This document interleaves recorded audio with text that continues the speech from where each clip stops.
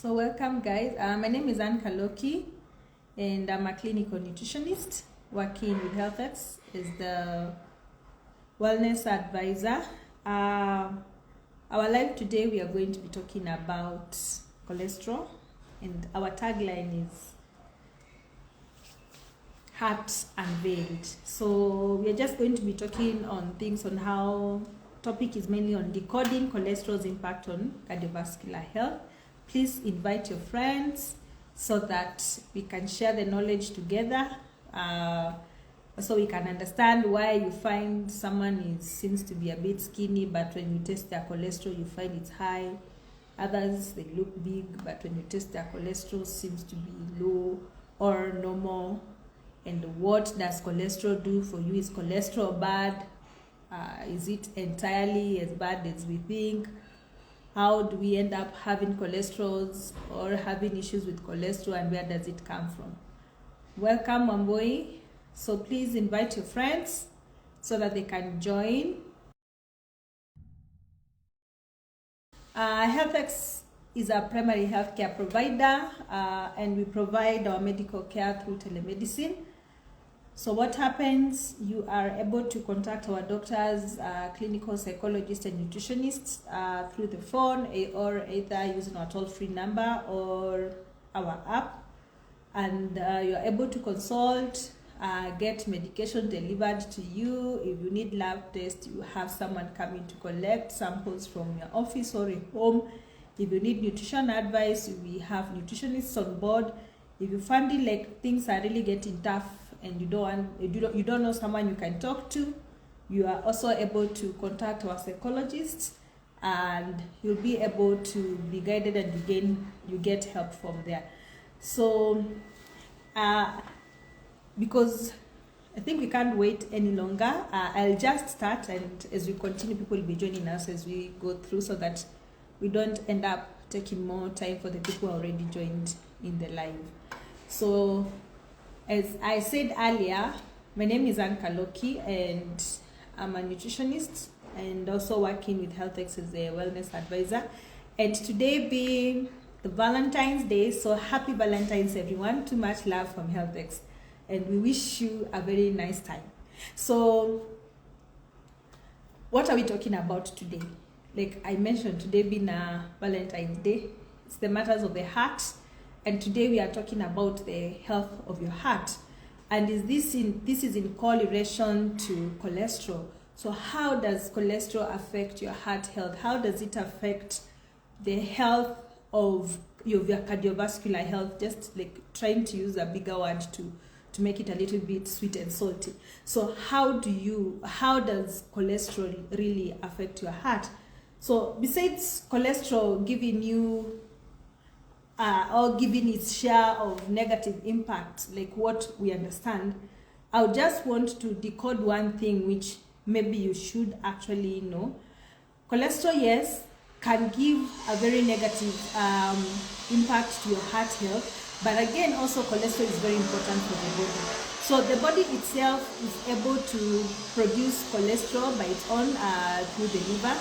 And the importance of cholesterol in the body, it helps in a lot of things, like production of hormones in the body. And without enough cholesterol, you may not end up having your body producing or bringing up the amount of cholesterol your body requires. So as you continue, you'll be able to see there are different kinds of cholesterols, and each one of them has got its own impact to the body.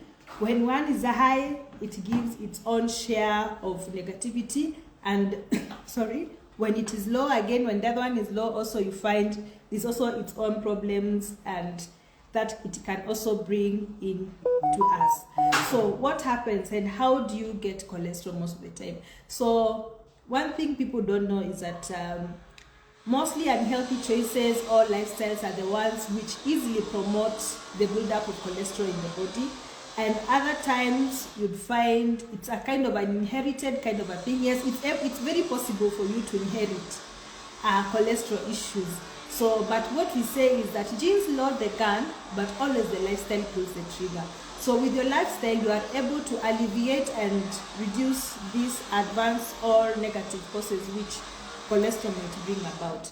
So I remember, before we go further, so what is cholesterol? Cholesterol is a waxy kind of a fat which is present in our blood, and we have two types of cholesterol. We have what we call the low density cholesterol or lipoprotein, and we have what we call the high density.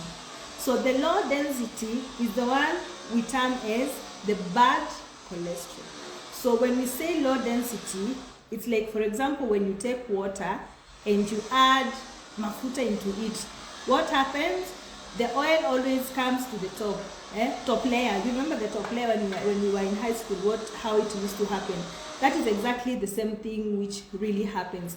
So the low density cholesterol is the one that does not mix well with the blood, and this is one which now causes the clogging of the blood vessels, it causes the thinning of the blood vessels, and then because of the blood vessels becoming small, which a process we call atherosclerosis, it now gives your heart a lot of pressure to pump blood.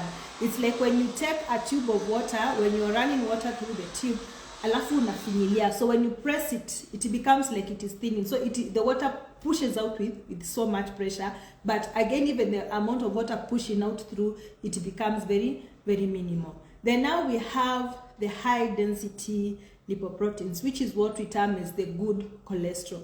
So this is the cholesterol which easily mixes with the blood, and it's easy for it to be transported throughout the blood. This is the cholesterol now, the one we are talking about, that helps your body in producing the hormones, and also helping in the functioning of the positive parts of what cholesterol does. So this bad cholesterol we talked about, which now clogs in within the low density, when it causes the thinning of the blood vessels, leads to tension that the heart has to pump very hard for it to push blood.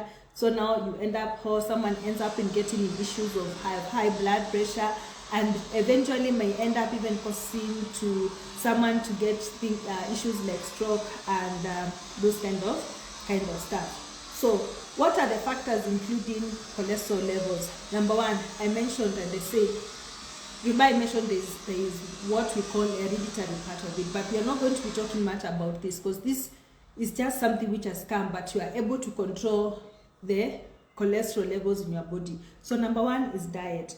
So there's what we call the trans fats. Trans fats are fats which you will easily get in these foods which are deep fried, or foods which have gone through a lot of processing, which are cooked with so much oil, things like cakes, things like biscuits, and those kind of things. And these trans fats, they tend to bring in issues of cholesterol. So when you go to buy something and you find, when you're reading the labels, you see there is something known as shortening. Shortening is kind of, let me say, today, hydrogenized oil.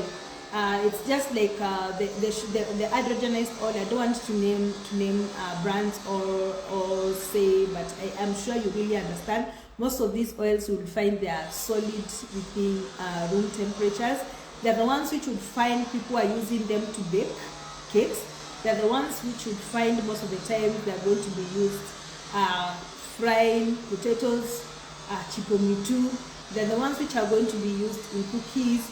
So those hydrogenized fats, or the ones we call shortening, are very rich in trans fat, and of course whatever you used to prepare them with, it ends up now being transferred into it. So when you take diet or food which is rich in these trans fats, what happens? It raises your low density lipoproteins. So we are using the word lipoprotein because when the mafuta or the fats mix with proteins, they make now that the lipoprotein, and that's how cholesterol is transported or moved around the body. So once you take these foods which are rich in these trans fats, they increase the bad cholesterol, which is the low density cholesterol, which causes the lowering of the good cholesterol, which is what we call the HDL. And remember, we mentioned now the advanced causes of this kind of LDL in your body. gives you a lot of risk of your heart, increasing your blood pressure, thinning of your blood vessels, and eventually it's easy for it to start causing, which can lead into stroke. Then again, you get fat deposits being deposited around your main organs, which affect something we call the visceral fat. And once you start seeing fat being deposited around your stomach, it already means that there's so much fat which is around your heart, and it is not a safe thing for you. So what is the role of diet? The role of dietary cholesterol in your body. So we have those foods which, besides now the ones which you have mentioned, which are very high in the trans fats. This is what we call now the dietary cholesterol, which you can get from food. But mostly this does not give you so much impact, or does not change your cholesterol as badly as much as those trans fats, or the ones we talked about, the chocolate, the cakes, the biscuits, and the ones which have been cooked with the hydrogenized fat can easily affect. So I remember before we used to ask people not to take eggs because it is believed that eggs are very high in cholesterol. Yes, eggs have cholesterol, but the amount of cholesterol present in eggs cannot very badly, or as much as it should be, affecting your blood cholesterol. Again, you'll be able to get cholesterol from sources of red meat, things like even poultry. You'll be also able to get from things like butter, which have been prepared with whole milk and the like. But this does not affect as badly as those foods which are high in trans fat affect your blood cholesterol. So what you just need to do is understand your portion sizes, understand how you need to prepare your food, because we can't cancel you out of foods, because most of these foods, like I mentioned, the red meat, these are proteins, you need them. So like what we said during the last live, understand on how you need to portion your meals, understand how you need to portion your food, so that you can gain the advantages you need to gain from this food, and limiting the advanced or disadvantages you may be gaining from this food. So when you go buy your red meat, what do you need to do? Buy lean meat. Request for meat which does not have excess fat. If it has fat, please trim it out so that you can reduce the amount of cholesterol you'll be able to get from this red meat. If it's a chicken, you can remove the skin. I know the skin is the toughest part of it. When you're preparing it, instead of deep frying or using a lot of oil to cook, you can opt for grilling. You can opt for boiling. You can opt for stewing, and also as you cook the food, you make sure that you use very limited amount of oil. So just know that the fact which I'm going to leave you with you at this point is that dietary cholesterol does not lead to high cholesterol, but what you need to do is have a moderation and understand how you prepare the food, so that you don't make this very available for it to affect your low density lipoproteins. So what is the relationship between diet and cholesterol? Number one, there is direct impact on your cholesterol, especially when you go for foods which are primarily rich in trans fats. So it is going to directly affect your blood cholesterol very easily. Again, sometimes it varies with individuals. Remember, I mentioned you might find there's someone who has, or a family line where you find cholesterol levels has been an issue which has been there. So the way these trans fats affect how the blood cholesterol is going to rise is very different from someone who actually does not have that hereditary issue. That's why you'd find sometimes the people we call the skinny fat. Once we run their blood samples and test for cholesterol, we find that their blood cholesterol is really, really high. But when you look at them, they're very slim, they're very slender. They don't seem like they would actually have that amount of cholesterol. And then now we take this person, near someone would term them as obese. And when we do run their blood cholesterol, you find that their cholesterol levels are very, very much controlled. So again, there's also the interaction between the saturated and the trans fat. So the impact of the cholesterol on the blood cholesterol level can be really influenced by the dietary choices. If you're that person who always end up ordering out, you buying takeout every time, and you have the other person who would rather prepare their meals, even if, like, there's a very big difference with a person who is eating chips and a person who is eating roasted potatoes, or someone who is eating mashed potatoes. Why? Remember, these chips has been deep fried, and this other person either just boiled the potatoes and mashed them, or just baked them. So this other person, person A, is taking a lot of trans fat, yet is having a potato just like other person, and this person just prepared their meal in a direct way. So it is a potato, but the difference of how this has been prepared is totally different. Then we would have Anne here, who came with the food, who carried the food. She's having a very big meat, very little burgers, and maybe a very small, or just think of a size of ugali I'm having. Then we have this other person who is having their meat very well portioned, prepared well, a good stew. Mine here was deep fried.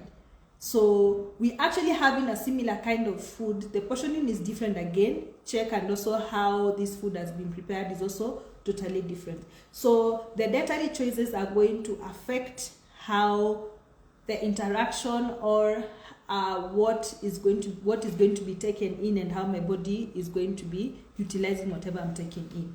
Then now the role of genetic factors, like I've been mentioning. So genes have play a very significant role of determining how your dietary cholesterol affects your blood cholesterol. Some individuals may have a genetic variation, something which we call the adipose tissue. So you find that others, it's like the body just wait to grab. It's like hands which had old. So others will just have those adipose tissue waiting to absorb and put in the fat na kuweka hiyo mafuta. Others, for them, it's not very, very high. And also how you pattern your meals. So overall dietary pattern, so the relationship between your cholesterol and the levels can be considered with a lot of context, like individual overall dietary pattern, consuming of foods which are very rich in vegetables, foods which are very rich in grain, foods which are very full of healthy fats. So when I mention these vegetables, I mention of grains, maybe even things like bosho, things like kamande, things like beans and stuff. When you look at this, you realize there's a lot of fiber involved. So food which is very rich in fiber helps in lowering bad cholesterol. Beans are good. So even if you eat R&B, rice and bosho, you are having a good diet with of course, considering the fact of the amount of carbohydrate in beans and the starches you're also getting from your rice. So as you portion your food right, and also have a lot of vegetables in them, you realize that you'll be gaining a lot from beans, because they're also very high in fiber. So beans are good in lowering cholesterol. We have healthy fats which you're going to be able to get them from peanuts. You can get them from almonds. We just mentioned all types of peanuts, all types of nuts, sorry. Almonds, peanuts, cashew nuts, all the nuts you have in your head. But when you're having these nuts, do not go for the nuts which have been fried. Better go for those which have been baked, or those ones the ones which have been baked, how do you call it? The ones which have been baked or roasted, yes. The ones which have not been prepared with oil, because again this is adding another saturated fat on top of the trans fats on top of what you are having. So the kinds of oils you get from these nuts, they are part of the omegas, and they're also very good in fighting cholesterol. When we talk about healthy fats, when you're preparing your meals, better go for most the fats which or the oils which are more liquid, even on room temperature, because it means it does not have, they've not gone through the process of hydrogenizing, and they're not having much of cholesterol in them. But still, as you use them sparingly, cook sparingly. Si unatumia mafuta ndio supu, mafuta sio supu. It's just supposed to help at least your body absorb the vitamins which cannot be absorbed without using oil. Vitamins like vitamin A, B, E, and K. These are the vitamins which mostly depend on mafuta for you to be able to be absorbed in the body. So just enough to make the food cook. Then again, now we have other people now who have chemical implications which they can easily affect how cholesterol is structured, or your body utilizes cholesterol in the body. And most of the time you find that diet would really also help in curbing this issue, but most of the time you may find now they may end up having to use medication and at the same time use diet to help in reducing the advanced risk which can end up coming in because of the cholesterol. So we mentioned about how fiber and healthy fats help. sorry, I'm having a bit of a flu. How healthy fats help and fiber help in controlling your blood cholesterol. So mostly you'd find the best fiber you get is what we call the soluble fats, because once you eat, the body transforms that fiber into a gel, which now slows down digestion.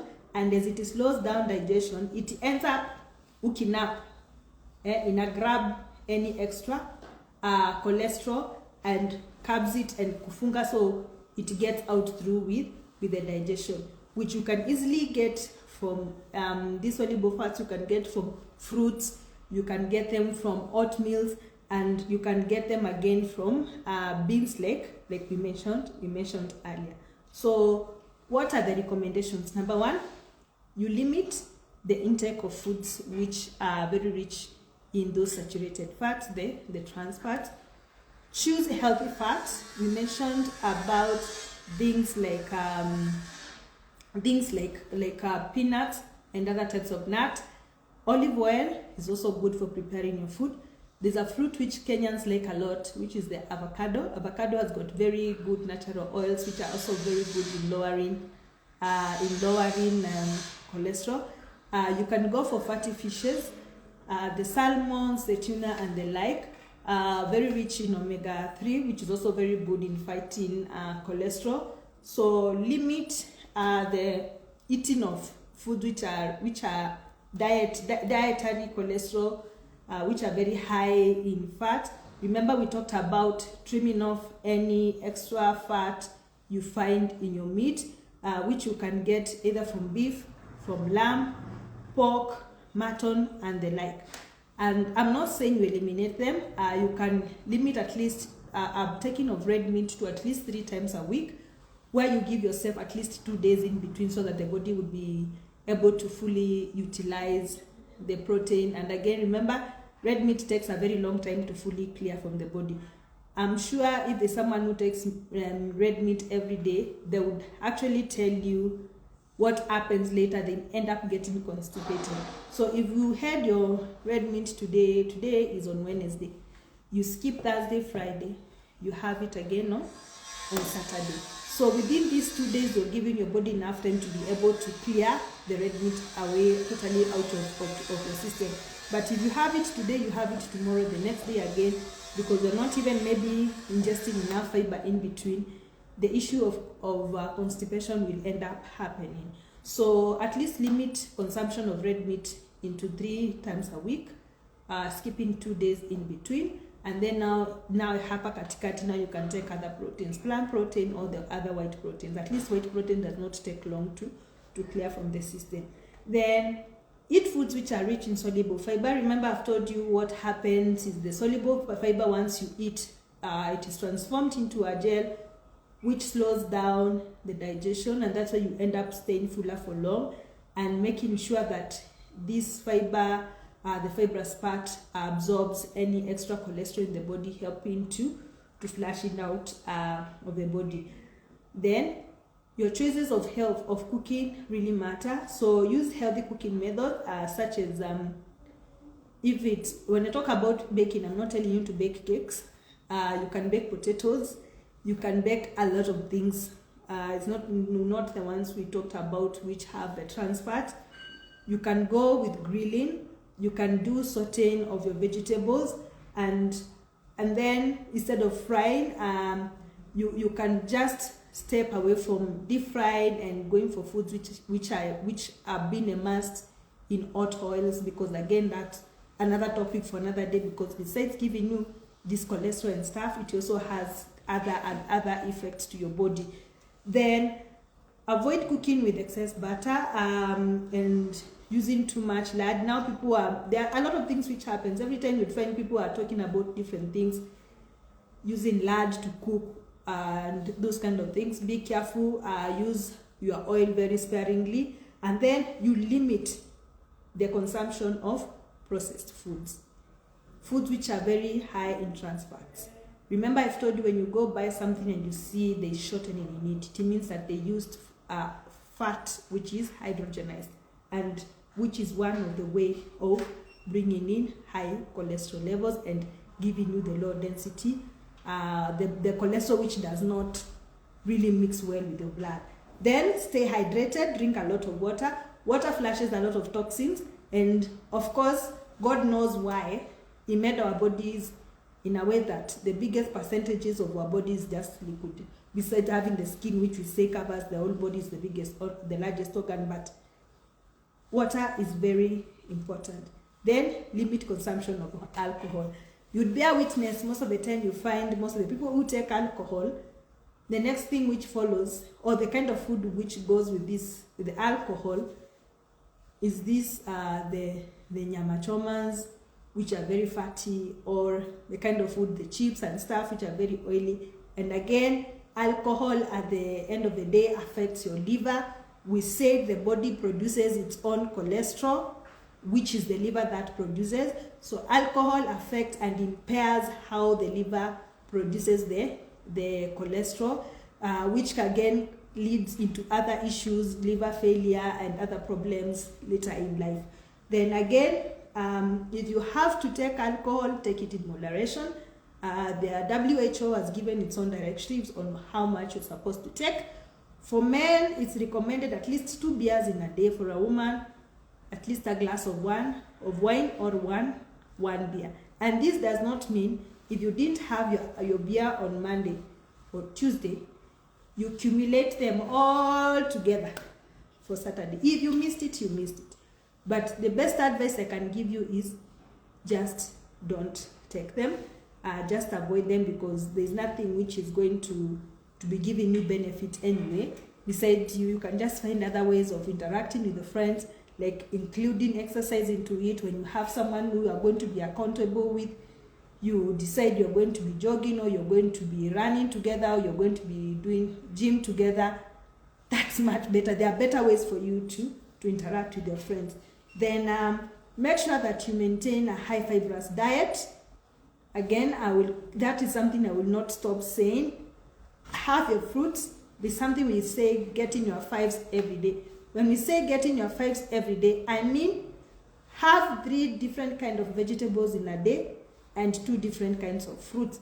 Besides you getting the fiber you will get from these foods, you're going to be giving yourself other vitamins and keeping your health ahead and taking care of yourself.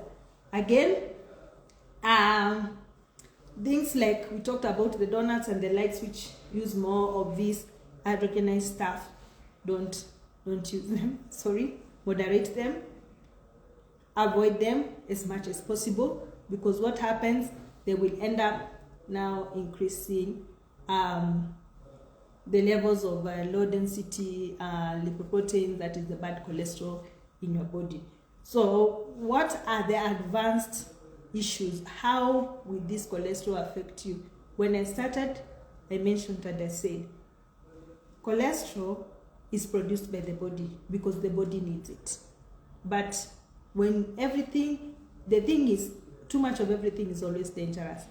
If you overdo and end up having your body store more cholesterol than it is supposed to, you cause your heart to have issues. And the way it is going, I'm doing this for the people who joined a little bit later. How your heart gets this issue is through having your vessels, your blood vessels thinning out, because this bad cholesterol does not mix well with the blood. So what happens as it moves, you've seen, for example, when you take a cold spoon and you put it in a soup which was very oily, what happens? It sticks on that spoon. The same way, when this cholesterol has been formed, and because it is not mixing well with the blood, what happens? It sticks on the walls of the blood vessels, causing something we call a plaque. And it's just like, again, examples like the sink. Ukimwaga maji kona mafuta hapo, this mafuta ends up clogging this sink. So this is the same thing which happens. So with time, slowly by slowly, the blood vessels start thinning out. Then now the heart starts getting a signal that it needs to pump harder for the blood to move. And because of this issue now, which is what now I said we call atherosclerosis, which is the thinning of the blood vessel, you start having issues. You end up having, maybe you may end up starting hearing the doctor when you do your blood pressure is high because the heart has to pump hard for this blood to move through. So it is moving through with very high pressure, and it's also moving very little. I gave the example of like when you're watering plants and you press the pipe, you see the water is going to moving at a very high speed and going very far, but it's going to be very little amount of water. And the pressure is really, really high. That is exactly what happens. And this time you're tiring, the heart is getting tired, the blood pressure is there. Then now, later now, someone ends up getting a stroke or having other issues happening around the heart. So the best way to just take care of yourself is just be very careful when you go to shop. Always make sure you read your nutrition labels, which you find on the items which you're going to buy, and make sure that you are able to rule out on those things. You are able to see and rule out and see, this is not safe for me. This might end up causing issues for me. This seems like it has a lot of cholesterol. What has been used to prepare this has a lot of high saturated fats. You avoid it. I have mentioned some of the foods which you find they are very high or very rich in saturated fats, including things like deep fried kind of foods, things like cakes, biscuits, donuts, and the likes. So you have to be very careful with them. Go slow on them or eliminate them, because they're not going to be giving you any advantage, so that you don't end up having issues with your heart later. And just continue taking healthy foods, having your vegetables, using the right oils to prepare your food, and you're going to be a very happy person. So today being an Heartful Day, I thought it's wise for us to talk about the health of our heart so that we'll be able to prolong and have a sweet life. Do we have any question?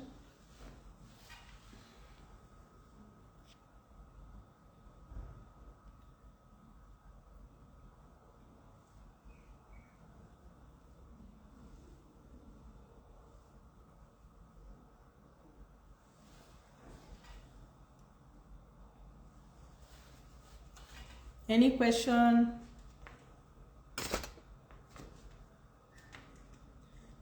How can you subscribe to our services? You can just send us a DM there. Someone will reach out and take you through on how you can subscribe. Remember, I mentioned that we offer clinical consultation, medical consultation, also including nutrition and psychology at a very affordable cost. Only $795 a month. We'll be able to do an unlimited calls to the doctor, have appointments with a nutritionist if you require, or even do sessions with our clinical psychologist. Imagine you're in a cover yoyote. If you want to book an appointment with me or our psychologist, if you want to speak to the doctors, our doctors are available 24/7. And then after that, if maybe you need a lab, you need drugs, medication, they'll be able to be delivered to you. Lab will send someone, come collect samples from home. Of course, the $795 covers for consultation only. Also, if you are insured, we take insurance, so you'll be also able to consult using your medical insurance. Any question on cholesterol and heart?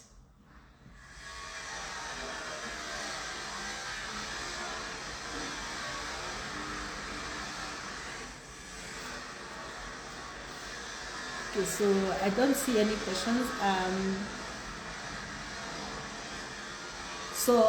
The charges of the therapist is 795 a month, and then now you'll be able to discuss the sessions you'd like to have.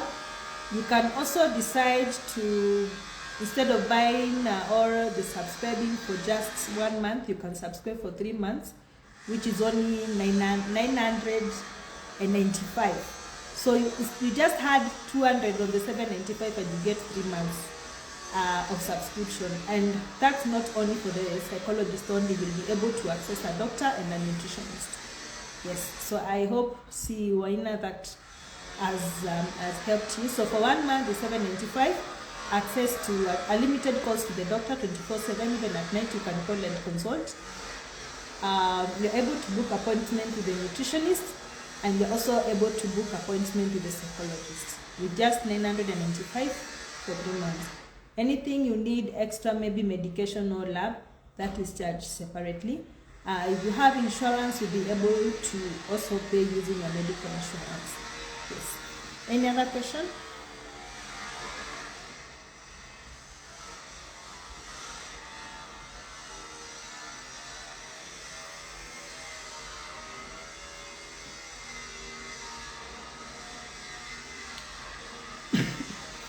So how does sugar increase your cholesterol? I once had someone say if you eat sugar, your cholesterol will go up. So remember we talked about 2 types of cholesterol. We have the low and the high density cholesterol. So sugar is the same. Sugar gives us energy. Let me just use that word. It's glucose, and it's a part of a carbohydrate. So what really happens, sugar generally, the biggest part it affects, it's not really the cholesterol, it is the body fat. So once you have high sugars, what happens, the body just converts them into fats and stores them in the body. So sugar does not necessarily affect your cholesterol as much as it affects your body fat. So it's not, I think the person who was talking about the cholesterol was relating it to the body fat. So there's not much effect of sugar on cholesterol than it does on your body fat. Yeah.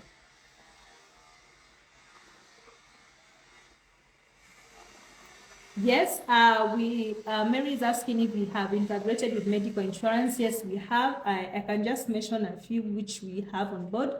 We are taking Old Mutual. We are also taking Britam. People who are under Madison, also CIC. We have Liaison. The list is long, but those are just but a few that I can remember, including AAR. So once you call in, you get registered and you speak to the doctor, and we are also able to bill you from your medical insurance. Thank you very much, Dr. Iki, for the commendation. Thank you very much. Yes. Any other question?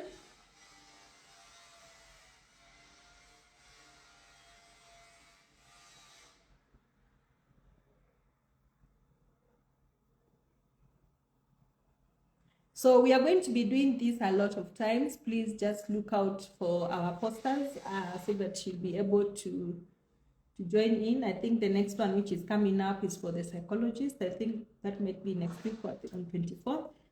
Join in and just listen and have your questions answered. Yes. Any other question?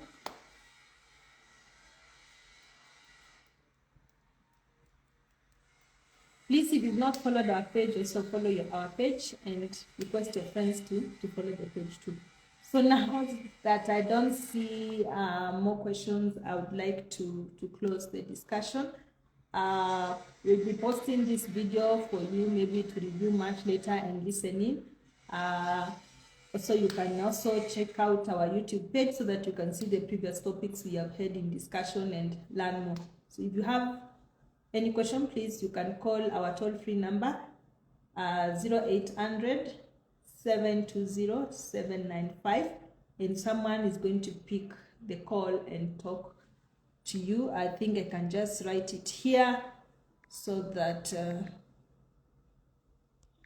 if you want to take it, I've added our number there. It is toll free, meaning that you're not going to be charged anything. It's also the same number you can call when you want to consult with us. So thank you very much, and thank you very much for giving me your time and listening to me. I hope all of you have gone home with something, and if you want to learn further, please, you can just contact us. Thank you and goodbye.